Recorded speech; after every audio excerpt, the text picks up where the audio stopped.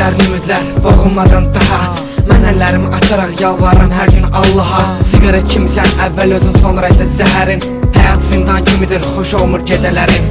Otağımda sənin şəklin, hər gün onunla danışıram. Telefonda sənin şəklin, hər gün onunla baxışıram. Hər gün deyirəm ki, siləcəm səni sabahdan.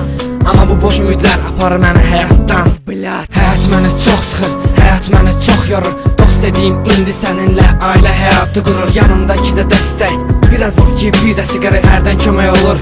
Səni unutmaq üçün, ündirəkdə deyirəm, dərdimi demək üçün. Artıq mənim üçün yoxsan, get yaşa özün üçün. Sevgi, bugün nifrətdən yazdım sevgi, dostumu əlimdən aldım.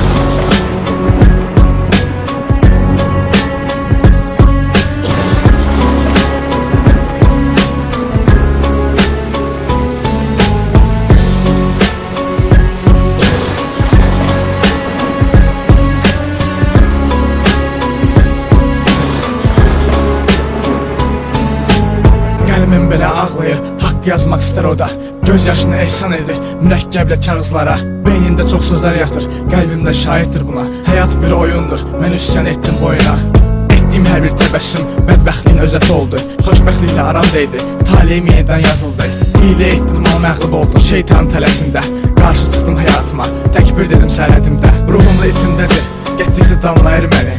Nəfəs almaq da çətindir, indi kim anlayır məni? Ürəkdə döyündür, dedi mənə ağız səkimlər. Əslində ürəyimi öldürdü, bax sənin kimilər, sənin kimilər. Sənə görə 18 ayımla mən etdim imtina. Sən sanki bir sınaqsan, son isə imtihan. Çox eşitdim, sevgi həqiqətdir, müqəddəs deyirlər. Onda biz ümidsiz cavanları niyə atıb gedirlər?